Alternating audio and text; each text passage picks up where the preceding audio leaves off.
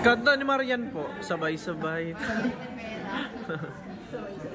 Ayan po. Yan dito po, sabi ko nga sa inyo kanina, yung title po nakapangalan sa principal buyer, asawa ng principal buyer, co-borrower, asawa ng co-borrower 1, co-borrower 2, asawa ng co-borrower 2. So, ibig sabihin, anin kayo madahati-hati sa property.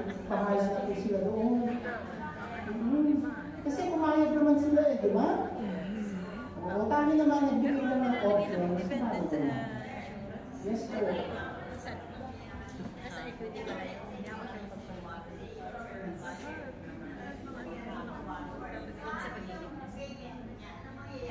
Ano yung payment? Ipukulit po yan ng pag-ibig. Kaya dapat po, pag namatay, pupunta po tayo ng pag-ibig man. Para makabulit po nila. Kasi may amount naman po ang ilong natin, yung co-borrower. Kami po, pag pinukulit po kasi natin yung evaluation sheet na, kung hindi po sa patakin ka, halimbawa, 3 million ang housing loan, 3 million. Yung principal 1, ang loan niya, 1 million. Principal 2, 1 million. Principal 3, 1 million. Bali 3. Namatay yung dalawa. Napakasuwerte naman yung dalawa.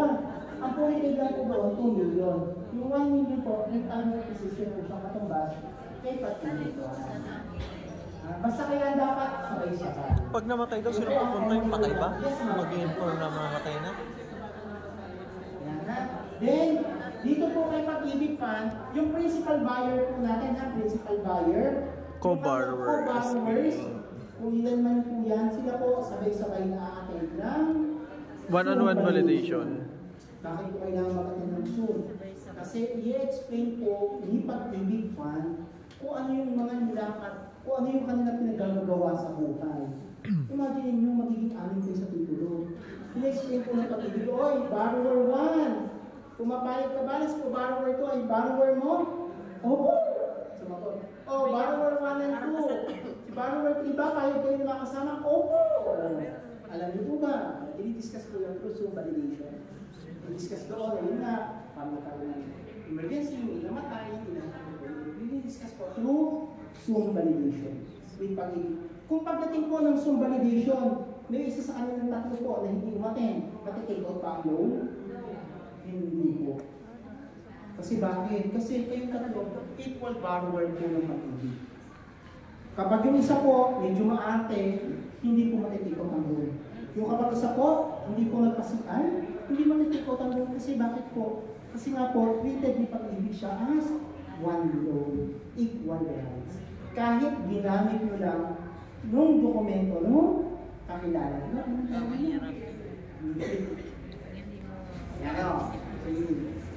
So, ito na po tayo, proper checking po ng documents na po. Ay sir, yung doon pa sa ano, yung sa co-borrower pa, yung hindi mo po napapasok, yung pag nag-loan, tapos biglang yung isa, hindi na take out, hindi nakapagbayad, damay po, di ba yun lahat? Opo, yun din po ha, yung gagamitin natin co-borrower, same pa rin po yung policy na i-apply natin ha. Kung siya po, dapat walang existing housing loan na may arrears, walang foreclosed. So same pa rin po, kasi sabi ko nga sa inyo, ang treat natin sa co-borrower ay same lang din po. So ito na po tayo, pag-check ng income documents. Yes? Habo lang po. Opo. Regarding po Sabit. sa ano po ng BR, kasi usually po may mga buyer po, katulad po ng mga BA. Opo. Ang mga boss po nila taga ibang bansa, matik po yung iba po hindi po na papayag na ITR. Mamaya po meron tayong document. Ito na po yun, yung tinatanong niyo po. Dito na po tayo kung documentation. Paano po kami nag-check ng documents po natin? Di ba sinasabi po natin yung latest 1-month payslip? Together po yung COEC. Yung COEC po na isinabit sa atin, kapag po siya ay hindi original signature, hindi yung wet ink, di ba uso na ngayon yung e-signature? Yes po. Oo, so siya naka-e-signature. Pag e-signature po, required po ni Notarize. Pag-notaryo natin yung Document. COEC. Pero kapag originally signed po ang COEC, okay no need na po natin siyang ipanotaryo. Na po, pag hindi po tinanggap ng IDESIA, sabihin nyo lang po, Umattend ako. Umattend ako. Ay, yung kinalaman mo. Sabihin nyo lang po, nag-contact tayo sa seminar natin. Required po. Kapag po, e-signature required po talaga natin ang Notarize. Ano po yung chinecheck namin sa dalawang to? Chinecheck po namin dito sa payslip at COEC po, yung kanila pong income. Kaya hindi namin Magbabangga. Nagbabangga po ba? Baka ang nakalagay sa COEC, 30,000. Pagdating sa payslip, 25. Yung pa lang po, pagdating sa amin, X na kaagad siya. Yes. Bakit po? Kasi, alam niyo po ba si developer, meron po itong pinangangalagaan din na ratings kay Pag-ibig Funds. Kami po mga developer, may ratings po kami kay Pag-ibig.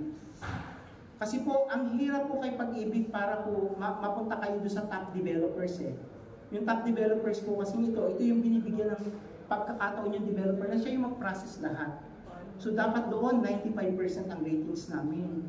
Imagine, kapag kami ay nagpasok ng hindi papasa kay Pag-ibig Fund, bumababa ang ratings namin. Hindi kami, at ang developer na hindi makakakuha ng 95%, mahihirapan na pagdating sa susunod na semester, baka hindi na nila ma-avail yung policy na si developer ang nagpa-process. Kasi nga po, may iba-ibang process po, di ba kanina si Pag-ibig, meron tayong DCS, baka ibigay po DCS na. So mas mahigpit po yun, ayaw ng developer yun. Kaya kami po, nag-check talaga kami, toro sa income. Chinecheck po ng payslip at COEC kung talagang nagmamatch ang income po.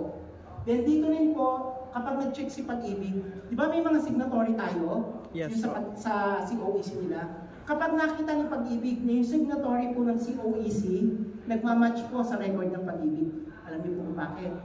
Kasi lahat po ng employer, may record po yan kay Pag-ibig. May record po yan. Pag nakita ng Pag-ibig kung same signatory po sila, doon pa lang po pasa na yan. Hindi na sila magpupundak ng CI. Kaya pala mabilis yung iba. Kaya mabilis po. Yan. Ano yung nahuhuli nila doon? Pag hindi pareha, pag hindi po yun yung authorized signatory, halimbawa, nag-housing loan ako, ang pumirma ng COEC ko ay yung office mate ko lang. Yun po, yun, medyo mahirap po yun kasi i-verify nila yun. Pag hindi nila nakita na nasa list ng signatory na to ay yun yung pumirma. Doon sila nagpo-conduct ng CI, doon sila tumatawag sa employer, doon sila nagpo-conduct ng email sa ating mga employers. So pag doon, sumagot kagad yung employer, ay sorry, hindi yan ang aming authorized signatory, hindi yan nila. So doon nakikita po yung hindi pagiging authentic na COEC. Pero mangyayari din naman po minsan, hindi siya authorized signatory. Pero kapag pinonfirm po ng employer, pumapasa po na. Pero mas matagal po ang process natin. Then kailangan po natin dito ng company ID po. Back to back. Na back to back, tsaka po yung letter of consent. Alam niyo naman po, may data privacy. Yes po. Diba? Data privacy, bawal ang walang authorization lahat. So kaya kailangan po, may authorization po galing sa employee na ino-authorize niya, yung employer niya na magbigay po ng information. Yun po kasi yung data privacy. Kapag po ang income documents natin ay local employee, walang masyadong problema. Walang masyadong chinecheck. Ang chinecheck pa lang din po pala namin dyan, yung mandatories. Doon po ako nakakahuli sa mandatories. Ano yung mandatories? Yung po yung deduction ng SS, deduction ng withholding tax, at deduction po ng PhilHealth. Alam niyo po kasi kung bakit? Kasi po, kinukomplete po namin yan kung talaga nagmamatch po doon. In event po na meron pong nangyayari sa akin na hindi po siya nagmamatch, ako hindi ko naman po yung tina-turn down. Yun nga lang po, nangihingi ako ng additional documents. Anong additional documents? Alpha list.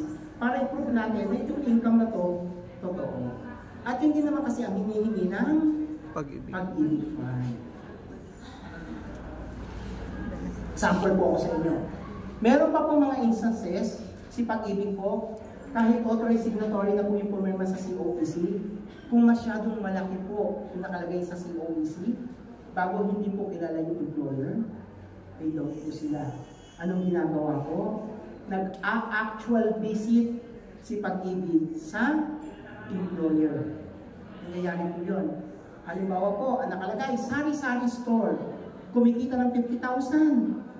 Yung po, pinupuntahan niya yung sari-sari store. Chine-check based on records.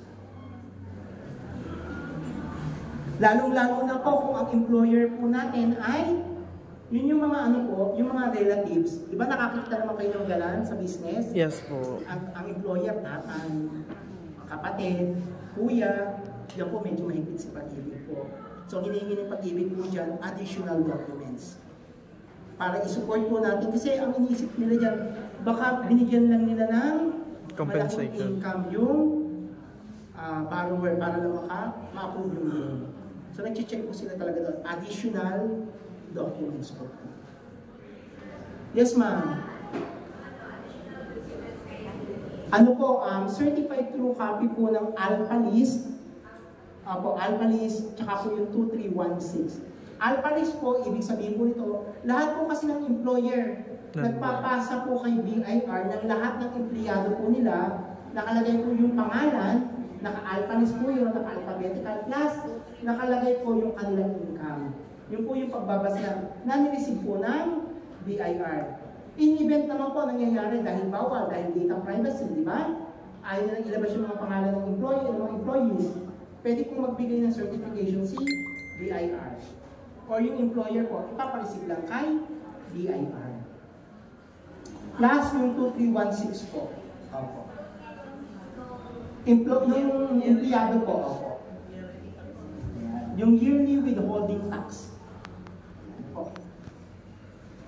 Then, punta naman po tayo sa OFW. Sa OFW po, paano kami mag-check po dito? Yung job contract po niya, kailangan po nito, kung hindi po siya naka-English, English contract, kailangan po Arabic.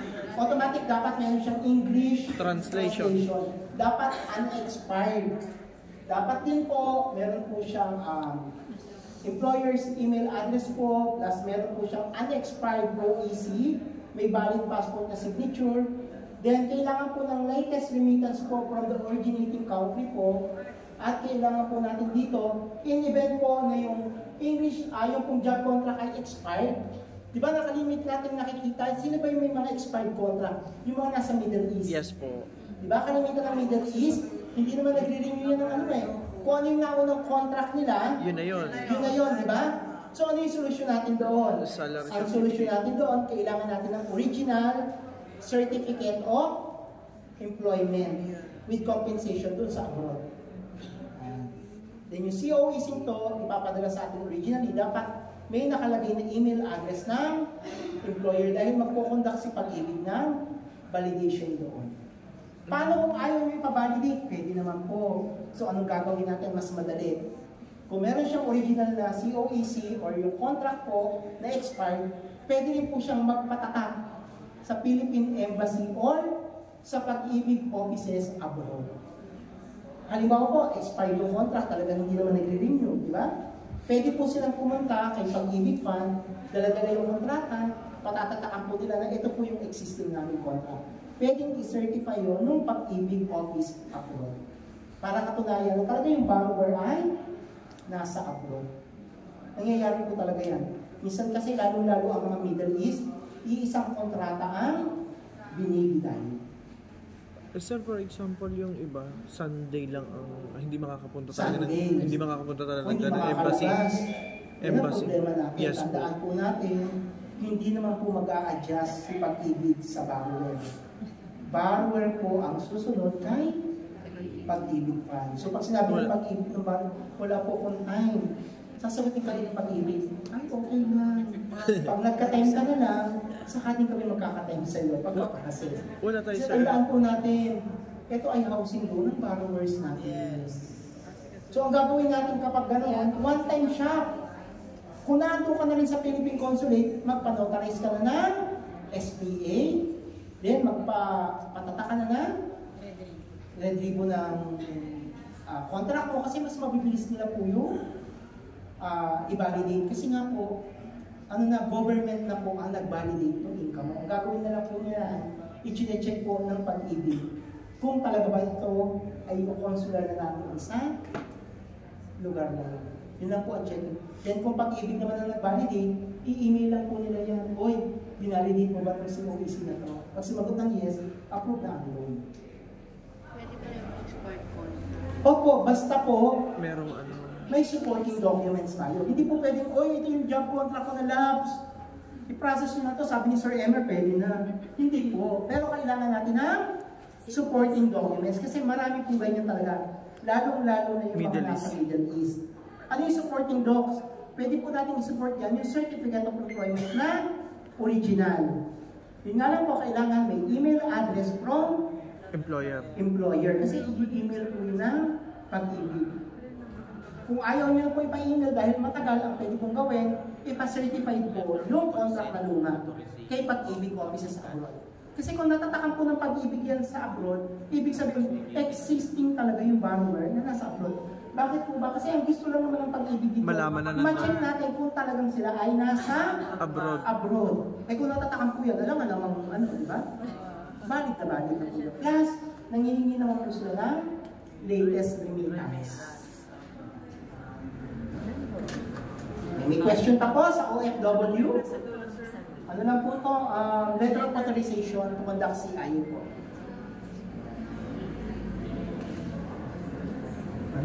Immigrant. Kala ko laki na. Yung immigrant po, di ba nakapag-encounter na rin po ba kayo ng immigrant? Iba yun ito sa OFW. Yung immigrant po, ito ay nag-migrate na. Nag-migrate. Sila po ay nakatira na doon sa country. Citizen po? Pwedeng citizen, pwedeng hindi. Yung mga immigrant po na citizen, pwede naman po silang mag-avail ng housing loan, pero dapat meron po silang dual citizenship. Kung wala po silang dual citizenship, hindi po natin sila pwedeng ma-alok ng Pag-ibig housing. Bakit? Kasi kinakul na nga nila Pilipinas. Kukuha pa sila ng bahay. So, kailangan gawin lang po doon, mag-take ng oath of allegiance. Then, kailangan niya rin po kumuha ng valid ID na government, which is passport. Basta dual citizen po, pwede natin mag-avail as immigrant. Kapag immigrant naman po, kailangan lang natin dito uli is contract or certification ng borrower. Sa certification, kailangan din po ng email address dahil magbe-verify po sila. Then yung unexpired immigrant visa or permanent visa po natin. Then yung ating po valid passport with signature na dapat po Philippine passport. Then latest remittance po ulit from the borrowing country. Same thing po ito. Kung meron po silang certification at ayaw nila ng matagal na proseso, pwede po ulit silang pumunta sa Philippine Consulate. Pwede Pag-ibig Consulate, patatakan po nila yung kanilang COEC. Katunayan na sila po ay nasa bansa nila. So yun po, proof na yung kay Pag-ibig as source of income ng borrower natin. So, sa mga immigrant po. Ang hindi lang pwede pang immigrant, yung pong nag-declare na ng nullity ng kanyang pagiging Pilipino. Kasi ayaw na po niya kasi. Ayaw na niyang bago kukuha ng bahay sa Pag-ibig na po. Pero, huwag niyo rin pong ayawan yung mga immigrant natin ha, kasi pwede po uli sila sa in-house condominium. Tandaan nyo, may mga condo. Dahil sa condo po, pwede mag-acquire ang foreigner at yung walang oath of allegiance. Kasi pwede silang mag-own ng property sa condo. 40% foreigner, 60% Pilipino. Alam ko yun ng condo, sayang. Yes, ma'am. Sir, paano po yung purchase case na yung buyer mo? Immigrant na siya, pero ang passport niya naman, since na matagal naman yung expiry ng passport, di ba? Hindi pa naman yan nababago. Kasi may hawak pa rin naman siya ng document ng Philippines. Okay pa rin naman siya. Opo, basta huwag na lang sasabihin na wala na siya. Kasi kami naman po, uri rin mo. Di ba? Pasa po kayo.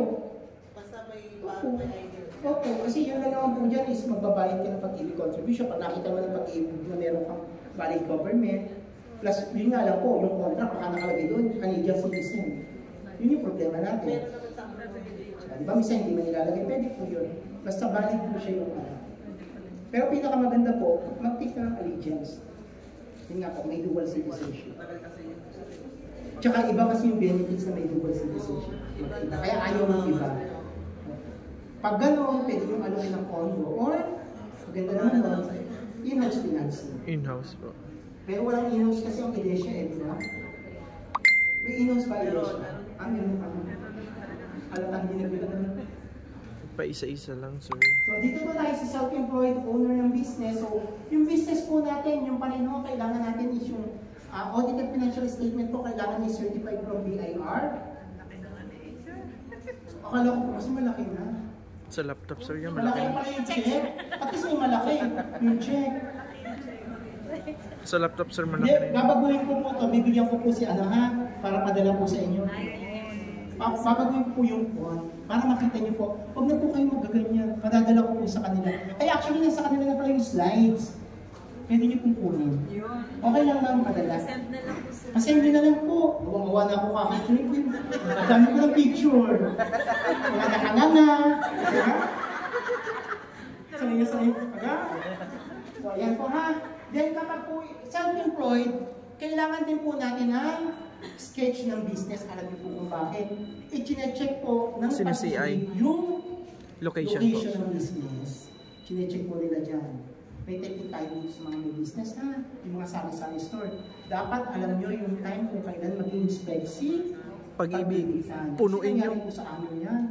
Nag-inspect si Pag-ibig, ang nakalagay sa ITR. Restaurant, sir. 1 million yung kanyang sari-sari store. Pagdating po ng inspection ng Pag-ibig, picture, ang laman ng tindahan.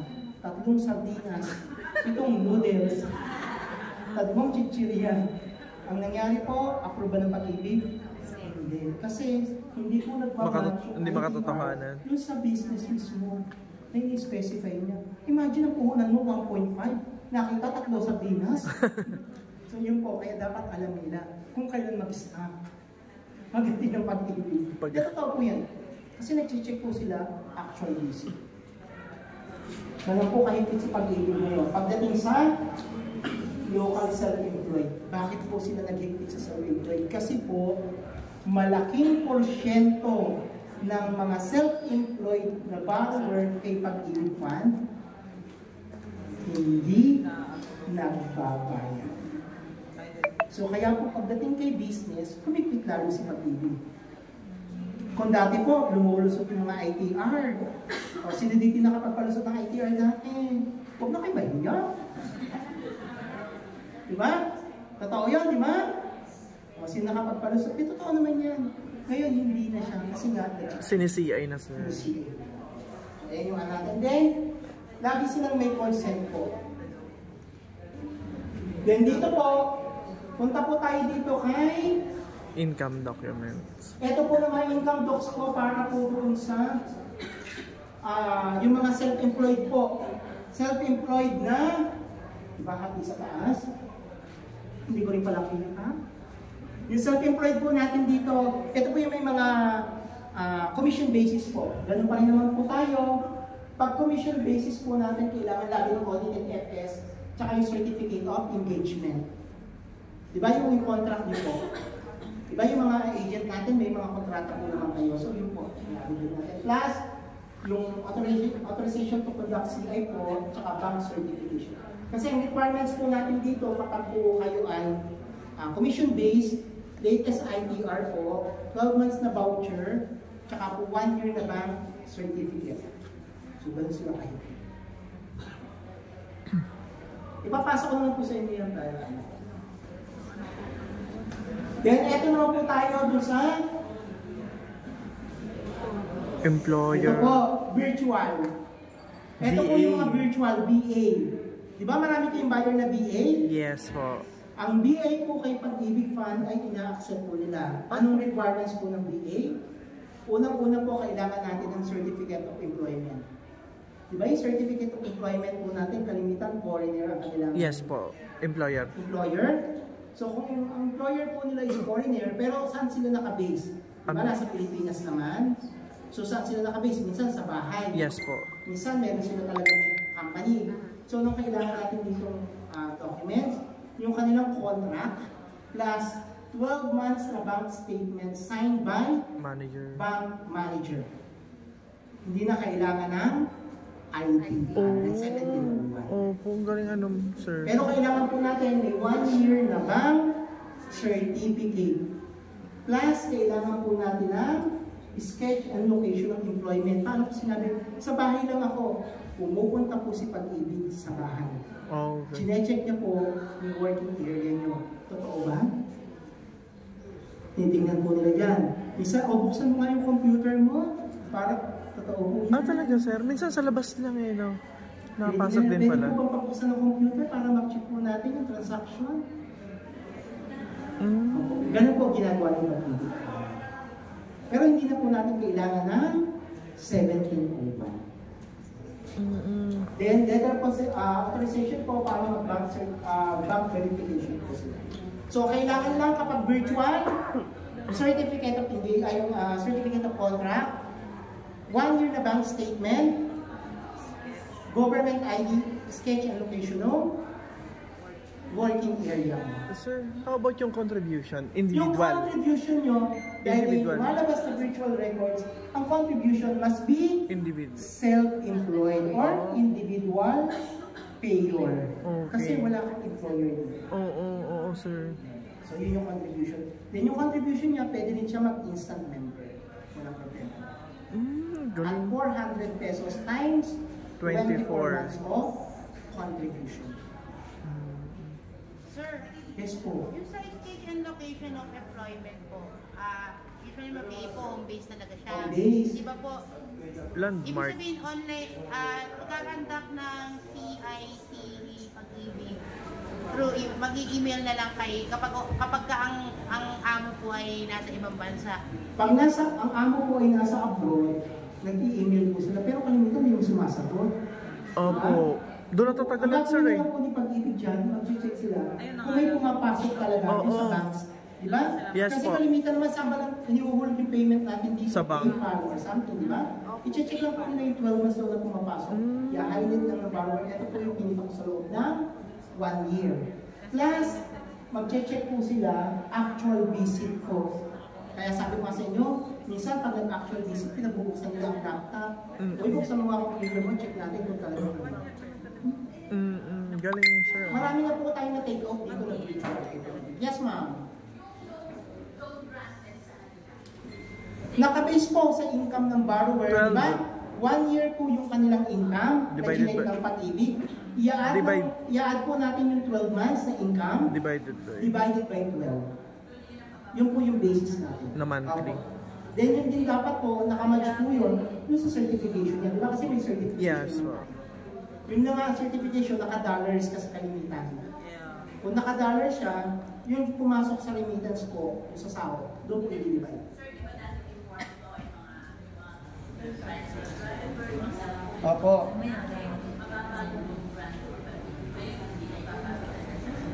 Meron pa rin po tayong aggregate. Meron pa rin po tayong tinatawag ng aggregate. Yung po mga, ano natin kasi aggregate income po yun. Ibig sabihin po ng aggregate, Kahit malalaki yung ito yung mga borrower na walang capacity mag-present ng ng income. document income. So anong gagawin dito? Mababa po ang binibigay ng pag-ibig. Only 5,000 pesos. Kahit na malaki ang income. Driver, sir, yung mga... Parang grab drivers. 5,000 lang po ang basis. May- Kasi nga po, walang po ang income. Yes So po. gusto po natin pataasan yun, kailangan natin yung support ng documents. Yung mga drug drivers, sir, malalaking kita niyan eh. Opo, ang Grab po ngayon, meron lang po silang certification. Saka meron po dun yung naging income nila every ano po. Pwede na yun, sir. Po sa kanila yung edi magpapasa din po sila nung Hindi na mag-ITR. Doon po, ang ano po nila usually doon, kasi ang BIR kasi kapag sumobra na sa 500,000, doon talaga dapat tayo mag-file. Lahat naman po yun. So kung wala naman po 500,000 yung ano niya, pwede po hindi. Yung Pero, sa yearly yun, sir. ako, yearly. Pero po pagka mga Grab po kasi siya, may certification po kasi ini-issue yung Grab, doon na rin po halos nag-base po sila. Parang si OEC niya na. Opo, si OEC. Pwede na po yun. Yung mga rider, ganun sir. Kasi meron mga insurance na hindi sila tinatanggap. Kasi nga medyo delikado. Risky yung ano. Risky. Baka ma-entitled po ba sila sa insurance? Opo, wala naman si pag-ibig na risky kasi nga, di ba? Si pag-ibig naman wala po. Hanggat insurable ng ating mga borrower. Right? Tsaka hindi naman panalangin ng mga yung maturity pa. May pamilya, di ba? Hindi naman ano. Pero totoo yan kasi risky Opo. yung trabaho nila. Walang problema po doon. Ay. Salamat. Okay po tayo dito. May question pa po para sa mga virtual. Ayan. Sabi ko nga sa inyo po kanina, Pag-ibig Fund will conduct po visitation sa ating mga borrower sa business niya at kahit kay online. Kapag employed po, kailangan natin ng email address ng HR para ma-check po yung income. Kapag naman po job contract, yun nga po sinasabi ko, pinakamadaling verification, pumunta sa Philippine Consular Office or Pag-ibig Office, patatakan. Ipa-red ribbon. Pag naka-red ribbon yan, no question asked. Huwag lang yung red ribbon na galing sa Store. galing po kay Recto, ha? Bakit po? Kasi nangyayari po yung huwag kayong gagawa. Alam niyo po kung bakit? Nalalaman po yung dayan. Marami na pong gumawa niyan, pero nahuli po. Kasi tandaan niyo po, government to government, kaya po ipadala ng Pag-ibig. So, consular office po, kung ito po ba ito. At pag nagpo sila, baka sa pati si Pag-ibig Fund, manghingi na rin ng resibo na consularized, di ba? E tayo po, ang Pag-ibig hindi naman naghihingi pa ng resibo. Yung consularized itself. Pero yung mga bangko, di ba? Nanghihingi nga kasi nakita nila, huwag natin hayaang dumating tayo doon. Kaya gawin na natin yan. At saka sir, yung ano, yung dineliver, nanghihingi po yan ng trace ng truck. Yan. Then, ito na yung other documents po natin. Diba? Ayan. Sa other documents po natin dito, ano po ba yung nire-record pa natin aside doon? Yung copy po ng marriage contract or birth certificate, yan po hinihingi natin. Yan po kahit NSO or PSA copy, wala pong problema. Kung ang buyer niyo po ay sinabing annulled, kailangan po natin doon, meron na po silang finality from the court, at kailangan po naka-annotate na yon doon sa marriage contract po. Kung sinabi lang po nila ba, ay, naka-annulled na ako. Ay, annulled na po kayo. Sige po, pwede na. Hindi po tayo doon na. Kailangan nakikita sa records po natin. Records ng marriage contract plus, hindi lang po yan. Kailangan yung record niya kay Pag-ibig na bago na rin niya. Kasi baka sa documents, separated siya. Pagdating kay pagdating kay Pag-ibig, married siya. Pa rin. Hindi po ma-approve ang loan. Bakit? Magkaiba po kasi ang status nila. Ano kailangan gawin doon? Kailangan baguhin niya muna ang record kay Pag-ibig Fund. Tandaan niyo po, ang Pag-ibig hindi nangihingi ng Senomar. Bakit? Kasi po, may record si Pag-ibig na kanyang sarili. Kasi nga, diba? Lahat ng empleyado nag-file yan ng MDF, yung Members Data Form. Yun yung pinagbabasihan nila. Hanggat hindi binabago ang MDF, yun yung record kay Pag-ibig. Halimbawa, nag-avail kayo, married na pala ang borrower, pero ang application niya sa MDF, nakasingle lang siya. Kahit kumpleto ang dokumento, hindi po matitake out yan. Bakit? Kasi ang status niya kay Pag-ibig, single. So, ang gagawin solusyon, baguhin natin yung record kay Pag-ibig. Gawin natin married. Para kung married ang record kay Pag-ibig, married ang documents, check. Take out ang loan. Single sa Pag-ibig, married sa documents, ma-avail ang loan? No, temporary. Kasi magkaiba ang kanilang record status. So, kailangan nag-a-align po siya. Then, kailangan po natin ng government valid ID po. Ang spouse, kung applicable yung ID po, marami po tayo i-discuss mamaya. Mamaya ko na po i-discuss yan. Then, kailangan po natin ng SPA po kung siya po ay applicable. Tandaan po natin, sa SPA po, kapag nasa Pilipinas, hindi po nag-a-accept si Pag-ibig Fund. Yung SPA ng asawa. Ay, yung SPA yung asawa ko kasi nasa Mindanao. Nasa Hulog, hindi po pumapayag si Pag-ibig. Isa lang po ang inaalaw nila ng SPA. Kung ang borrower po ay sa Pilipinas po muna tayo. Sa Pilipinas po kung siya po ay sundalo na nakabase po sa bakbakan. Inaalaw po nila yon na mag-SPA. Pero kung siya po ay nasa Pilipinas lang at local employed, hindi po. Anong solusyon natin doon? Pwede naman po. Pwede siyang pumunta sa Pag-ibig branches saan man sa Pag-ibig Fund at doon siya pumirma ng SPA. Katunayan, iano lang sa atin, uy, yung asawa ko ay nasa pwede po yun. Pero bakit ba gumagamit ng SPA? Kasi sa makabilang bahay, yun, hindi siya iaalaw ng Pag-ibig ngayon. Dati, yung mga affidavit of abandonment, sino sa inyo umabot sa affidavit of abandonment? Yan, marami na pa-take out dati, no? Ang daming kaso ng pag-ibig ngayon. Bakit? Nagreklamo yung mga asawa. Nagkaaway lang pala ng 3 araw. May abandonment na. So ngayon, inalis ni pag-ibig kasi yung overuse yung affidavit of abandonment. Ngayon, totally wala. SPA is only allowed kung nasa abroad or sundalo ang buyer na nasa bakbakan. Yes po. Ang SPA mo, pwede po immediate family. SPA yan, tanong nila, pwede ba ibigin? Hindi, pwede po. Kasi si Bangko yata ayaw. Sa pag-ibig po, walang problema. Pero, mas preferred ni pag-ibig, syempre yung relatives. Pero kung yun naman nagbabaro, yung borrower naman, walang tiwala sa relatives, ano magagawa natin? Di ba? Mas pinagtiwalaan kayo eh. O sino ba dito yung naging SPA na ng buyer? Taas ang kamay. Totoo. Kasi mas mukha daw kayo paniwala. Kaya totoo yan, inaalaw naman tayo, di ba? Inaalaw po yan kasi ang SPA po ay self-declaration. Pero mas preferred ng pag-ibig yung relatives. Pero kung walang tiwala sa relatives, wala tayong magagawa. Pwede po yun kay pag-ibig. May question pa po tayo? Yes, ma'am.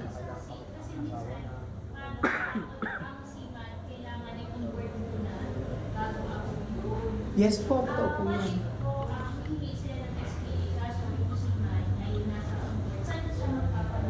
Locally, ang seaman po natin will be locally notarized. Namaya po, masama po siya sa requirements. So, unahin natin, kung tanong nyo, kung ang borrower natin ay, dalawa po kasi ang klase ng SPA.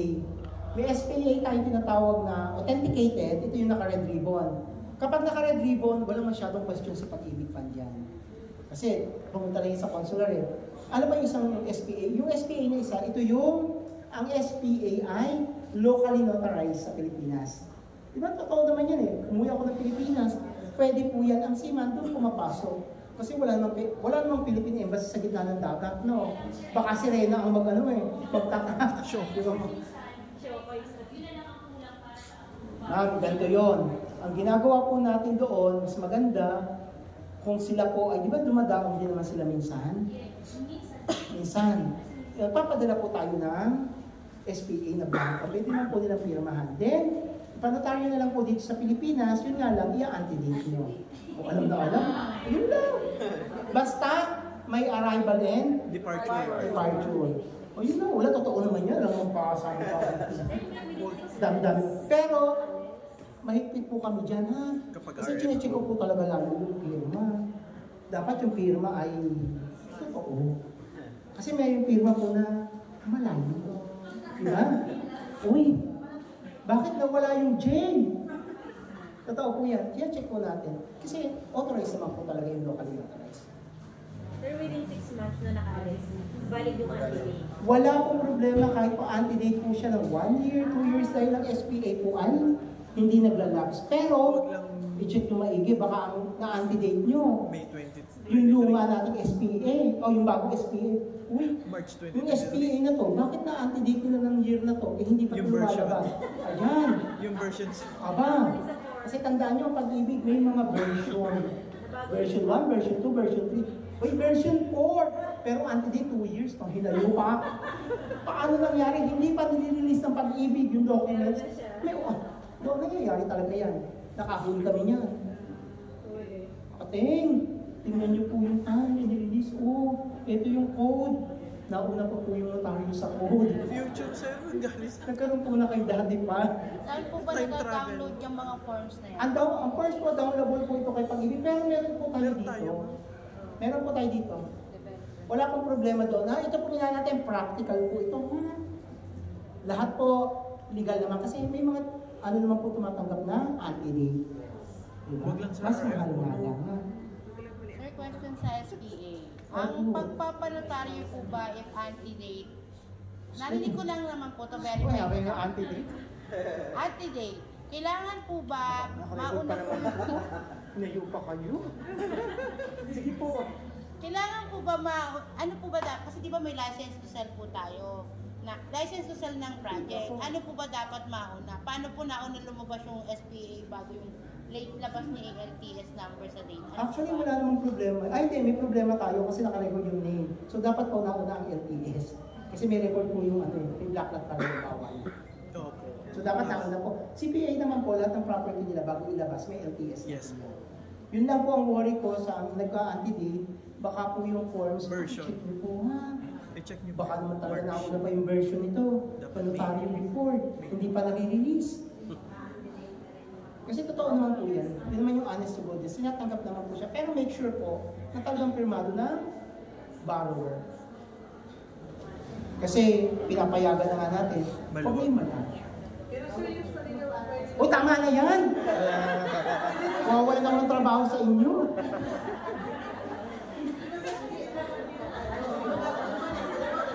Opo, bago umalis. Tama! Pumunta ng Opo, bago umalis po, magpapirma na po. papirma na, papirma. Yun yung pinaka-safe. Hindi. Approve na. Pero meron po tayong mga bangko naman na universal yung SPA. O yun yan, may pag-ibig na lang natin. Pag nagpa-tripping pa lang sa Ayan na. Totoo po, bago umalis yung mga borrower natin, papirmahin nyo na po. Saka na lang pa-notarize. Opo. O tama na ha, wala nang tanong. Wala na akong trabaho sa inyo. Ayan. Oh, huwag nyo na itanong yun ha, baka wala na akong trabaho. Sayang yung 20 years ko. Oh, ito po yung mga list ng valid IDs po natin na acceptable kay Pag-ibig. Ito po pinaka-latest. Una, yung PhilID po, yung Philippine Identification Card. Valid po ba siya? Yes, sir. Valid po. Pero, datapwat, higit. Kailangan po natin dito ng additional Valid ID. Bakit po? Kasi yung PhilID po, Walang signature. Walang signature. So, walang verification po. Sir, Yes, yung ma'am. pong digital PIN ID, meron na po tayo sa egov.ph. Opo, mamaya po, kasama siya. Okay. Opo, madami po to. Hindi po siya yung accept. Mamaya aawayin natin yan. Opo, sige po. Take lang time. Sabi niya, hindi pa natin nadating doon. Pag dumating na po, reklamo niyo na, sabi ko. Yo, ito po, PhilID pwede po, pero kapag PhilID ang sinabit natin, make sure po na may additional document. Na may signature Na po. may signature, bakit? Kasi nga, walang pirma yung PhilID natin. Wala po. Walang verification na Signature. Tandaan po natin, Sir, naka-QR Hindi, code. pag ganyan. Pero yung ID natin, pag digital. Pero dun sa... Sir, sa digital. Ay, meron. Di ba Yes po, ito po. digital? Kala mo, ikaw lang meron. Ha? Sir, sa egov po ito. Egov.ph. Hindi po ito in-accept last time. Wow, tingnan natin ha. Teka lang po ha. Meron din po. Meron. Tingnan ko. Diba, resibo? Resibo Kung sa... ako nakita, resibo ng utang. 1M sir yung nakita ko. Kung ganun po may signature, wala naman tayo. Pero ang valid ID kasi na lumalabas, Wala. wala po eh. Bali nasa isa ano po yan. Sa digital, sir, Tapos nag-submit kami ng Patingin nga, sir. secondary ID. Hindi pa rin po in-accept. Oh, ba, sino yan? Mamaya na lang po ibubulong. Ay, bubulong ko sa akin. Pero yung nakuha ko po na digital ko, Patingin sir. wala pa rin Kung... po akong signature. Anong ano yan sir? Anong year? PH po siya, pwedeng pirma. Ito po, oh. Yung next sir. Ano nyo, i-scan nyo yung code nyo. Tapos lalabas po doon yung ano. Wala Yung akong signature. pirma to, di ba? Oh. Opo, yan po mismo. Pag in-scan nyo po yung QR code, lalabas po yung signature. Ah, talaga? Oo. Pero Kaya ito, tinatamad na po siguro sila mag-scan. Pero Pero sir, valid yun, na po. kailangan po na. Valid na po ito. With secondary. hindi po kasi siya actually ID eh. Kasi hindi po siya card. Diba? Digital. Digital po kasi siya. So, hindi po. Hindi pa rin. Digital po kasi siya. Iba po So, yung dapat digital. yung PBC. Opo. Eh, alam po nila yung PVC, walang anti, walang wala. signature. So, passport po, na including yung in-issued ng mga iba-iba pong foreign governments, inaalaw po. Bakit kasama yun? Kasi tandaan natin, yung condominium pwede sa mga foreigners. Yung foreigners po pwede mag-avail ng pag-ibig.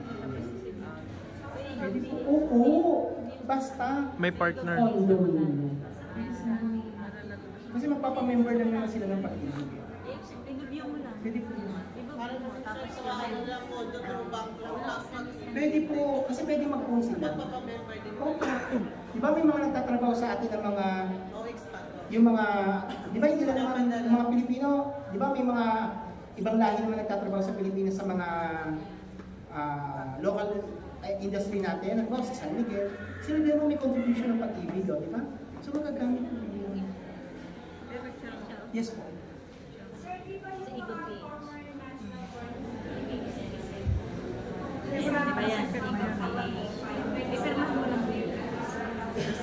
Opo, nasa batas po kasi yon na kapag po foreigner Filipino, pwede po sila mag-acquire ng 1,000 square meters kapag po residential at 10,000 square meters naman po kapag po agricultural.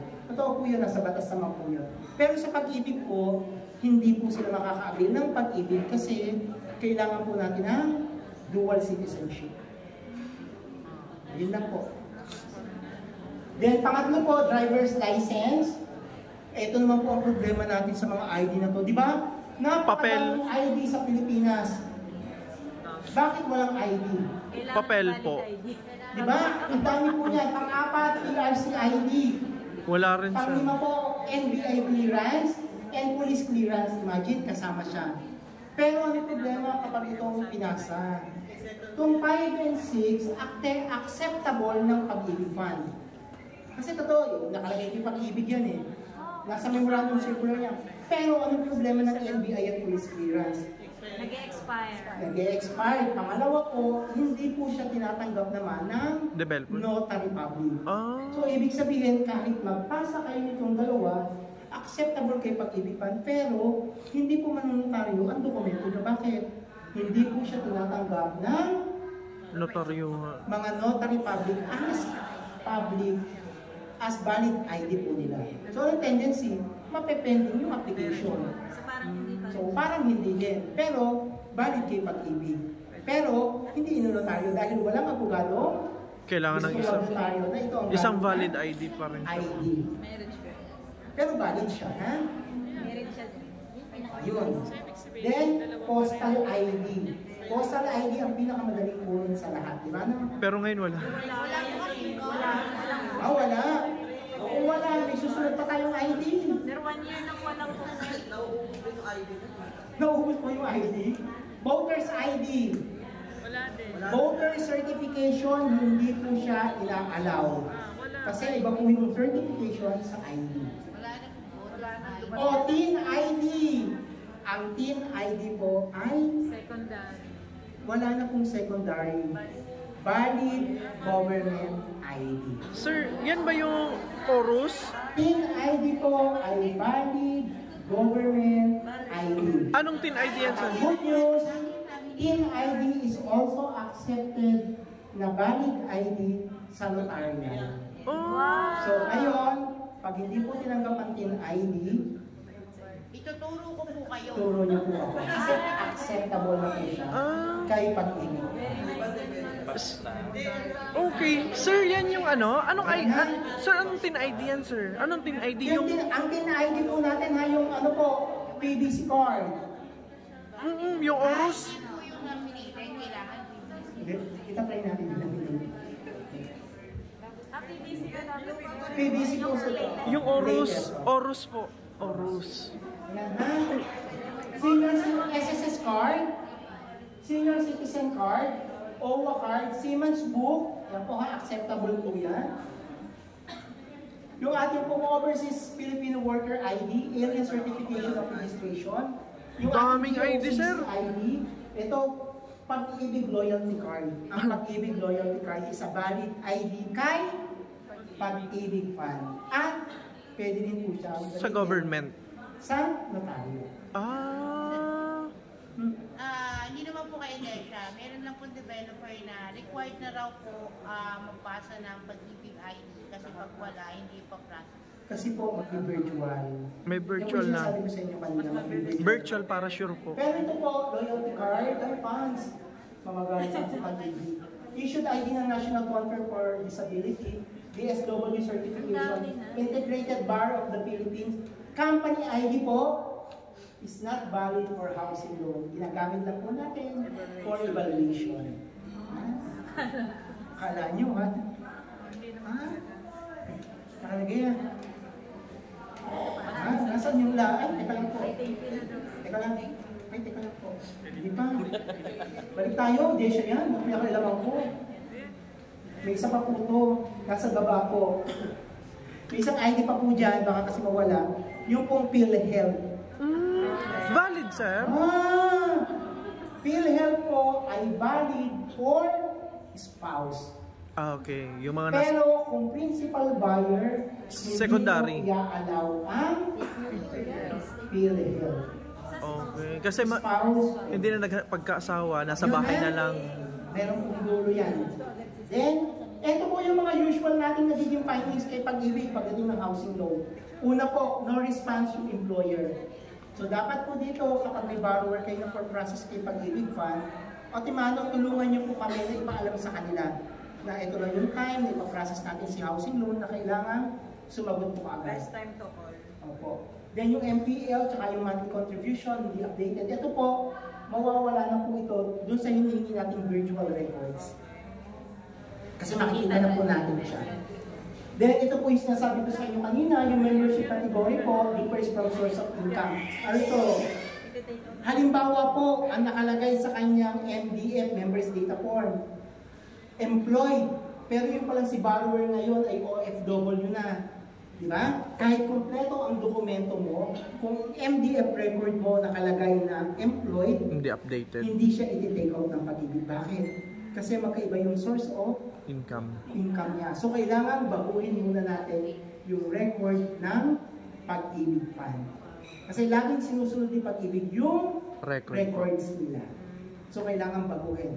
For example po, di ba? Nung araw, ulit tayo, nung araw, sino po sa inyo dito yung mga borrowers na gumamit ng death certificate? Pinatay sir yung mga pumatay sir. Yun, tumaas. Hindi, totoo namang patay. Pero maraming gumamit niyan. Di ba dati? Ilan na yung pinatay. Nagulat ako paglabas. Ay, yung death certificate po dati, si Pag-ibig talaga naman, pag nag-attach ka ng death certificate sa application, photocopy, itinitake out ang loan as widow. Pero ngayon po, hindi. Sabi nga sa inyo kanina, kung married ka sa Pag-ibig Fund, bago ang applicant ay sinasabi na siya ay widow or widower, Virtual. kailangan muna natin baguhin ang records kay Pag-ibig Fund. From married to widow. So kailangan lagi sumusunod tayo kung ano ang records na nakay Pag-ibig Fund. Yes po. Kung anong update sir, Kung no? anong update sila. Yes, ma'am. Sir, regarding po sa mga IDs, especially Ay, po IDs sa po. mga married. Married. Married po. May lalo po mga babae. Ayaw magpalit. Ano po, di ba po mayroon tayong batas na hindi naman talaga Pwede magpalit. Kung ano, Totoo po yan. May batas po tayo dyan. Lalo na gagamitin niya po po. yung last name ng Marami na po niya. tayong buyer na ganyan po. Kasi lalo na po yung may mga degree, yung mga abogado, doktor, hindi po sila nagpapalit ng ipelyido, di ba? Eh bakit naman kasi nagpapalit ng ipelyido? May batas naman tayo dyan. Pwede po yun na hindi po magpalit ng ipelyido. Pero, dapat po lahat ng records mo Ay, ganun. naka-single ka. Pero ang status mo kay Pag-ibig, married. Pero halimbawa, naka-single ID ka. Pagdating kay Pag-ibig, nag-change ka ng ano. Di ba? May isa. Nag-change ng MDF, naging ipilido mo na, nawala na yung Single name. single name mo. So, tendency po noon, hindi siya ma-approve. Dapat lahat ng records mo, even kay company, record naka-single name, pero ang status mo ay married. Meron din po yan, like yung may mga hyphen yung mga pangalan, di ba? Yung mga babae, bawa, Cruz, Dash, Alvarez, totoo po yan, pwede po yun. Basta pare-parehas po dapat ang records. Pwede po ang baguhin lang din ang pag sa record yung Status. lang. Civil Pero status lang last po. name, hindi naman required. Lahat ng ID po, wala po, kasi may batas naman po tayo dyan. At ang nangyayari po doon, hindi nagiging spouses ang title. Ang title ay nagiging married to. Kasi po, SPS talaga, spouses kapag ka parehas ang ipiligan. Pero kailangan pa rin po ng sabi na pumirma ng asawa po lalaki. Pues, syempre naman po. Pwede po yun. Pwede po siya as single name but married ang status. Still, kailangan pa rin pong pumirma Conjugal ang asawa po. Kasi conjugal ownership po tayo. Then, ito po, yung self-employed, kailangan po natin po na nag-check talaga sa actualist. Then, yun nga po, yung may mga existing housing law, nagiging findings, hindi po updated. Ito lang po yung problema natin doon sa may mga multiple. Di ba? Pwede multiple. Ito po ang problema natin. Kapag multiple housing loan, halimbawa, nakakuha na siya ng bahay, kumuha pa uli ng pangalawa. Halimbawa po, yung pangalawa, ibinenta niya ang rights. Di ba? Dahil uso-uso yun. Pasado. Sinalo. halimbawa po, ikaw may bahay ka na. Minasalo mo kay tita. Ang problema natin ngayon, qualified pa naman yung income niya, di ba po? Para sa pangalawang housing loan dahil hindi kayo nagbago ng pangalan kay Pag-ibig. Ikaw pa rin po ang existing housing loan dun sa naunang housing loan. Pero ibinenta mo lang siya sa kanya, di ba? Ano mangyayari po nito? Hindi mo nagkakailangan yung binenta mo, pero kumuha ka ngayon. Nangyari, nagbabayad ka na ng amortization for 5 years. Nung isa. Yung binenta mo sa rights, hindi pala nagbayad.